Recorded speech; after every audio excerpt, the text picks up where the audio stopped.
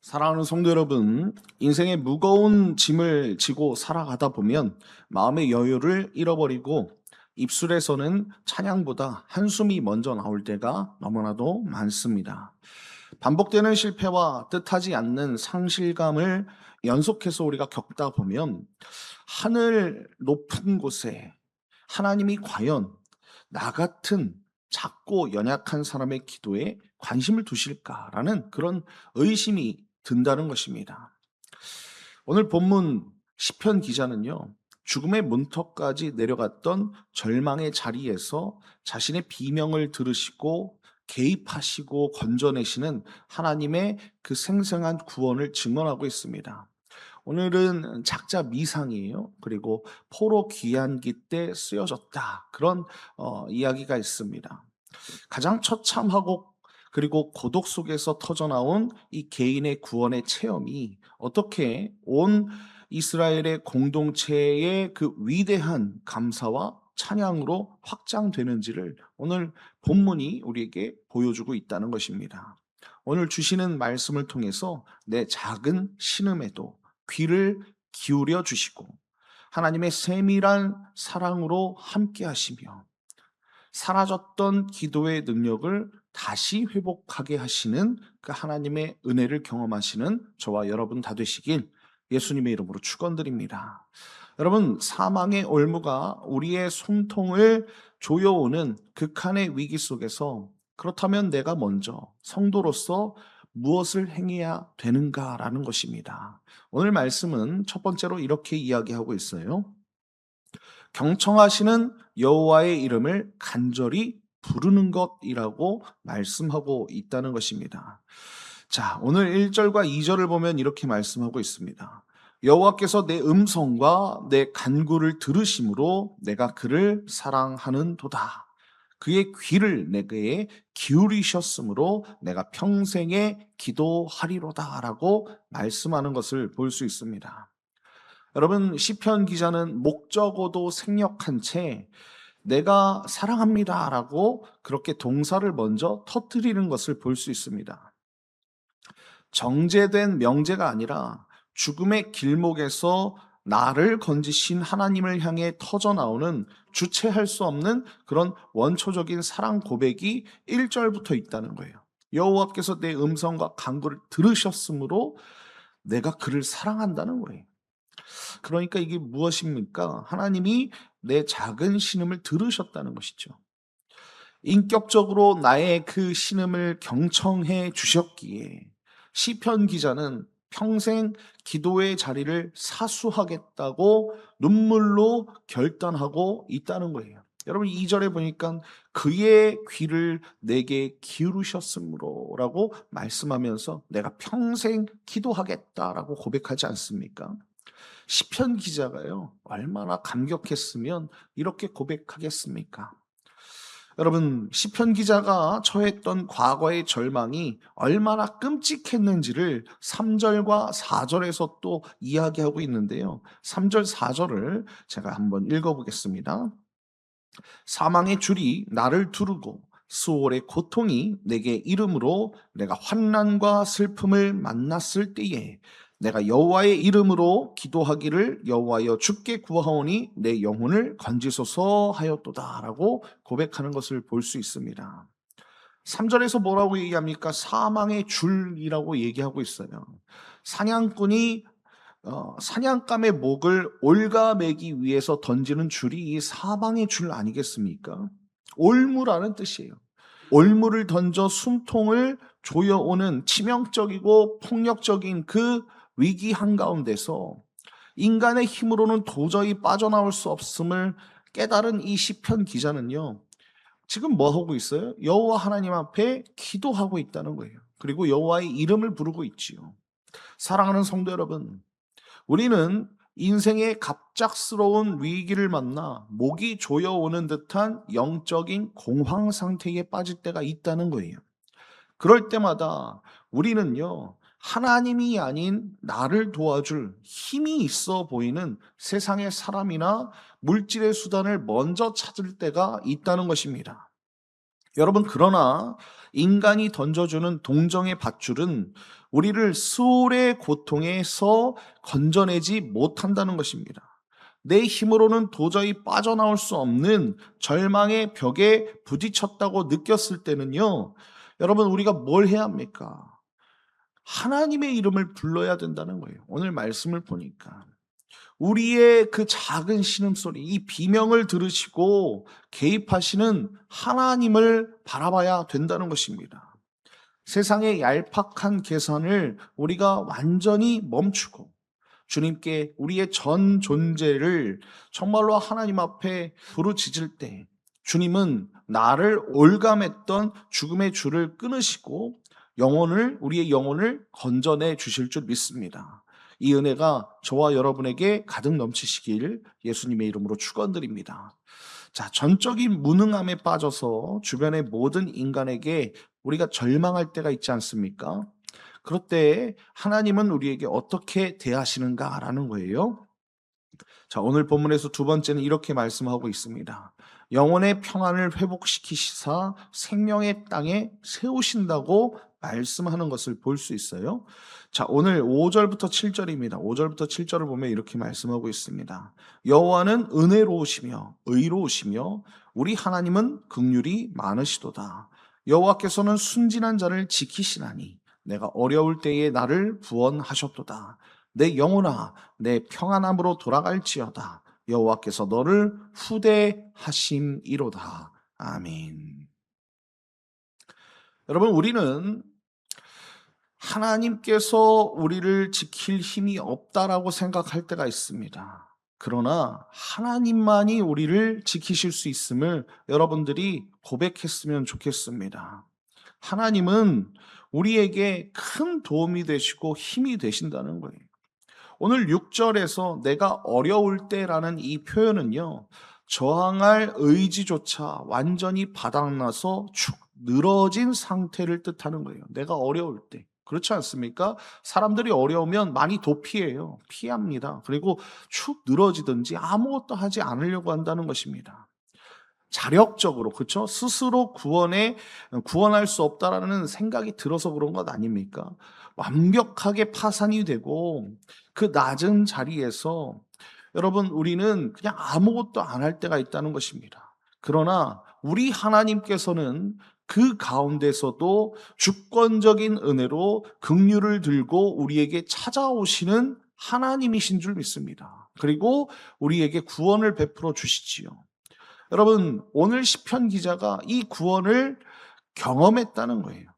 이렇게 건짐을 받은 이 시편 기자는요, 7절에서 뭐라고 얘기합니까? 자기 영혼을 향해서 평안함으로 돌아가라고 외치는 것을 볼 수 있습니다.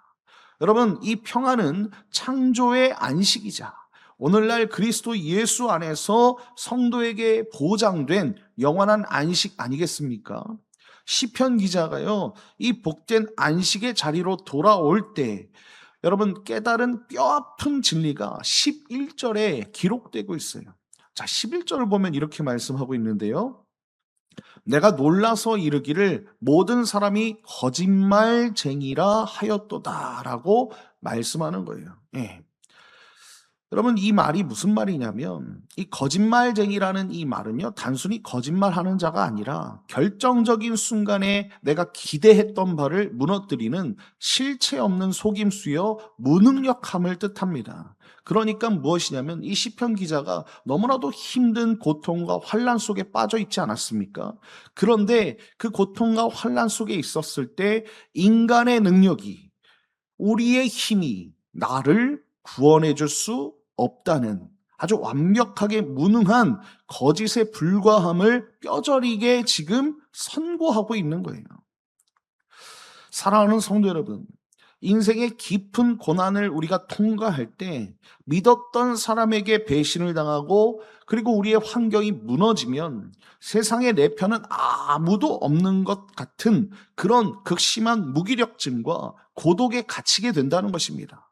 그러나 사람의 인정과 우리가 그때의 위로에 매달리기 보다는요, 그 자리에서 철저하게 주님 앞에 부르짖고 그 절망을 우리가 통과해서 오직 하나님께만 우리의 시선을 돌리는 아버지의 백성들이 되었으면 좋겠습니다. 여러분, 위기가 기회가 된다고 하지 않습니까? 그렇게 힘들 때에 하나님을 바라보는 우리가 되었으면 좋겠어요. 힘듦이 축복의 통로가 될 수 있다는 것입니다. 힘듦이 역전이 될 수 있다는 거예요.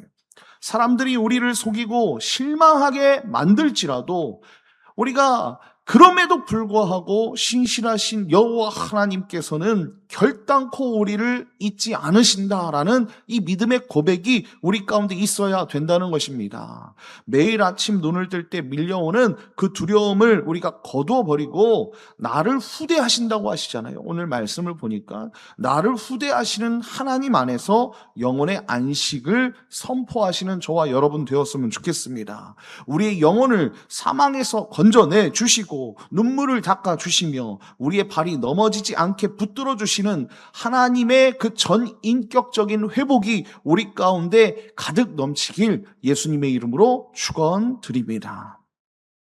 자, 사망에서 건짐을 받아 모든 결박이 풀린 성도가 그 베푸신 그 큰 은혜 앞에 엎드려야 할 마땅한 응답이 있겠지요. 우리는 어떻게 살아야 되냐 이것입니다. 오늘 시편 기자는 이렇게 말하고 있습니다. 세 번째는요, 공동체 앞에서 감사와 서원을 이행하라고 말씀하고 있다는 거예요. 자, 12절부터 14절을 보니까 이렇게 말씀하고 있습니다.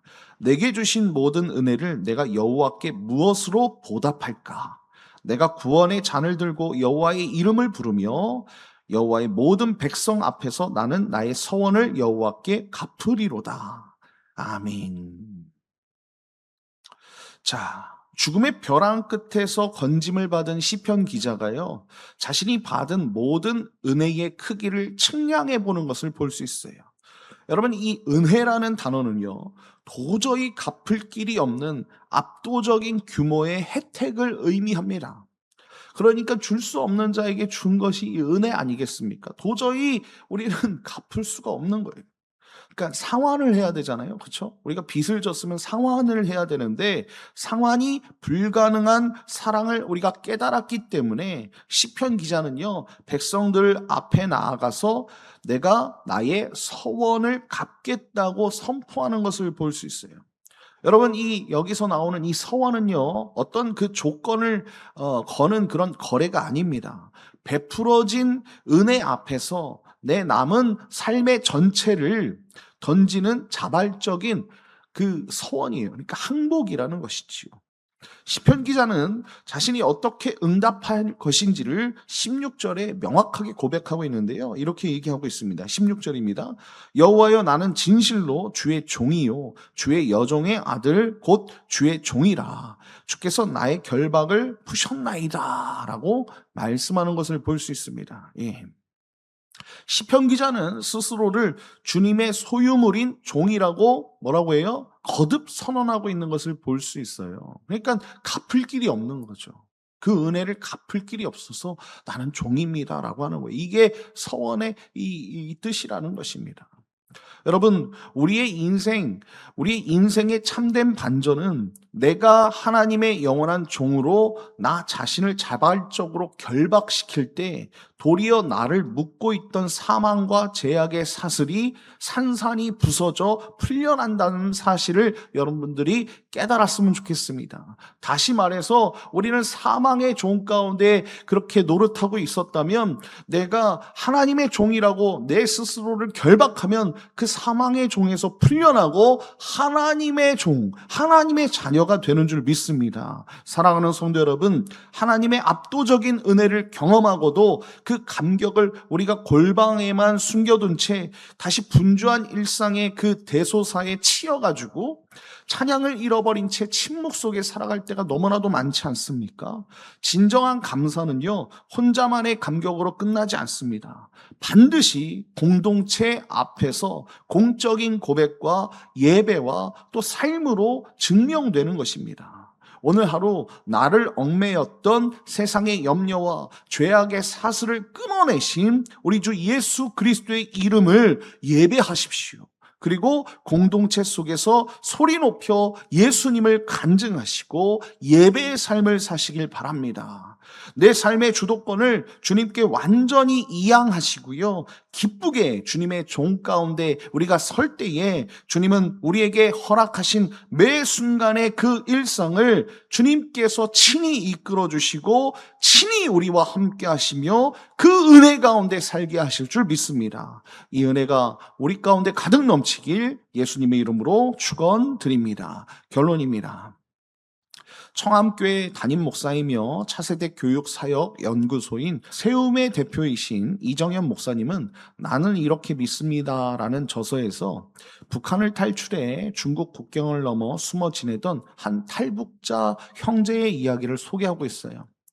자, 그는 북한을 떠나기 전에요, 숨어서 예수님을 믿던 새 어머니로부터 정말 힘들고 어려울 때가 오면 하나님 아버지께 도와달라고 꼭 기도해라 라는 이 간절한 유언과 같은 복음을 들었다고 합니다.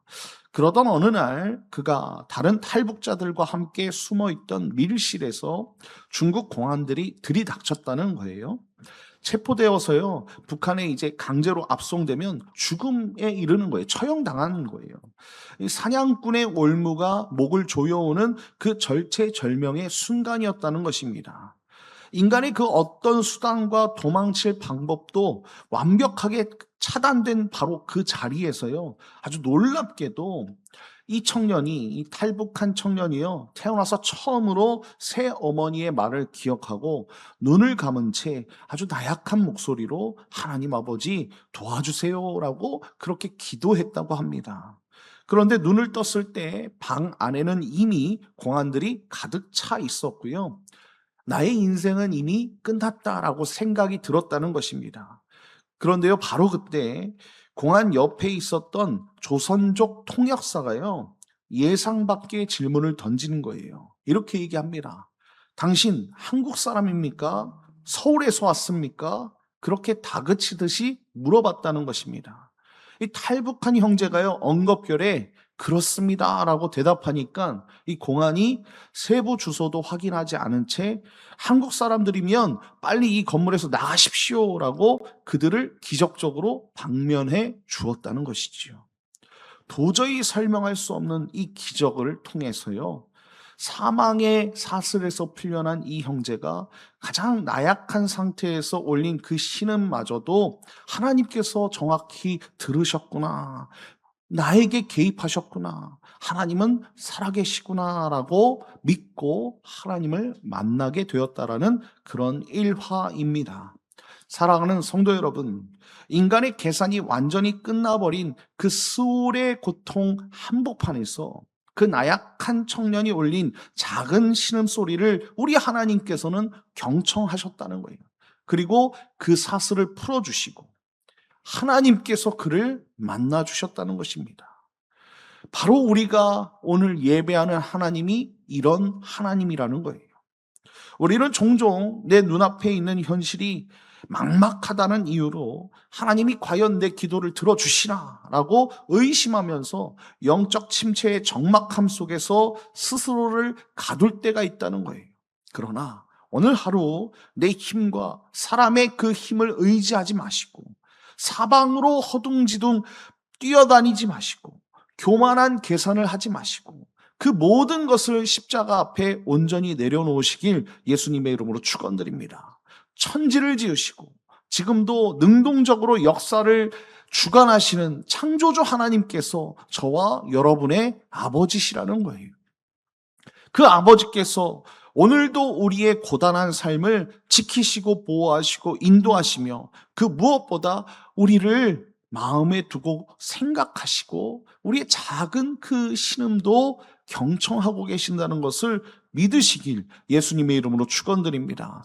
사방이 막혀 도움 구할 곳이 없어 보이더라도 그 절망의 자리에서 우리 하나님께서는 나의 방패가 되어주시고 나의 산성이 되어주신다는 것을 여러분들이 잊지 마시고 오늘도 하나님을 경외하며 하나님의 그 구원의 기적을 맛보며 하나님의 그 생명 가운데 거하시는 저와 여러분 다 되시길 예수님의 이름으로 간절히 축원드립니다.